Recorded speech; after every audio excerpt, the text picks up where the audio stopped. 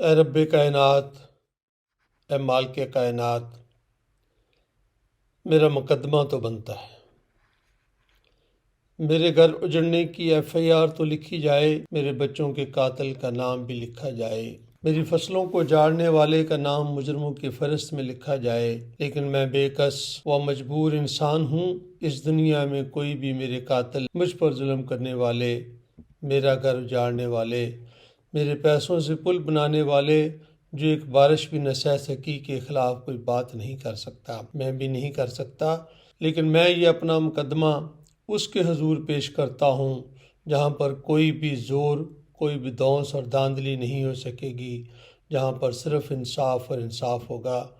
میرا پل بنانے والے، میرا بند بنانے والے، میری سڑک بنانے والے، تو نے ریاست کا پیسہ لے کر، تو نے یتیموں اور مسکینوں کا مال لے کر، تم سب نے، جس میں سیاسی قائدین بھی شامل ہیں، جس میں انجینئر بھی شامل ہیں، اس کے ڈیزائن بنانے والے بھی شامل ہیں، جس میں اعلیٰ سرکاری افسر بھی شامل ہیں، تم نے سب نے مل کر وہ پل بنایا، وہ بند بنایا، وہ سڑک بنائی جو ایک بھی بارش برداشت نہ کر سکی۔ پانی کی لہر میرا گھر بہا کر لے گئی، بارش میرے بچوں کو ڈبو کر ان کی لاش بھی لے گئی، بارش نے مجھے اجاڑ کر رکھ دیا۔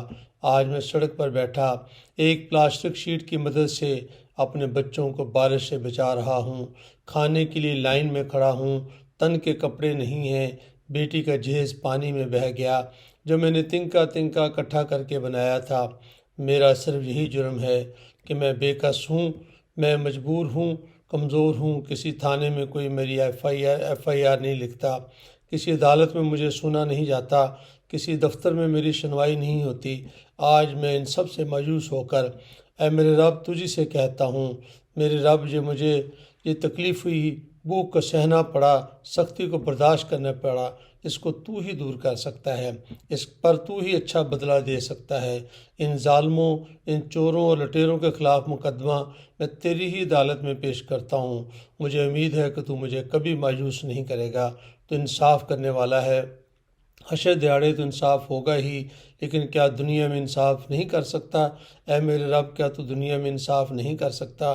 کیا میرے مجرموں کو سزا نہیں دے سکتا؟ یقیناً تو دے سکتا ہے۔ میں چاہتا ہوں کہ تم انہیں دنیا میں بھی سزا دو تاکہ میں بھی دیکھوں، سب دنیا دیکھے، جنہوں نے سیمنٹ کی بجائے مٹی کے پل بنائے، ان کے ساتھ دنیا میں کیا ہوا۔ اس سے مجھے تو شاید کوئی فائدہ نہ ہو سکے، لیکن آنے والی نسلیں تو سوچیں گی کہ ایسا نہیں کرنا چاہیے۔ تیرا ایک مظلوم بندہ جو آج اپنی باپردہ بیوی اور بیٹی کے ساتھ سڑک کنارے بیٹھا کسی طرف دیکھ رہا ہے، کہیں سے کھانا آئے، کہیں سے کوئی ٹینٹ آئے، کہیں سے کوئی صاف پانی آئے، بارش رکے تو واپس اپنے گھر جائے، پھر اینٹوں کو جوڑے، گارا اکٹھا کرے، اپنا گھر پھر سے آباد کرے۔ خدا کرے اب میں جو گھر بناؤں وہ کسی پل ٹوٹنے کی وجہ سے برباد نہ ہو۔ آمین ثم آمین۔ اے رب کائنات، میں منتظر ہوں تیرے انصاف کا، اس دنیا میں بھی اور آخرت میں بھی۔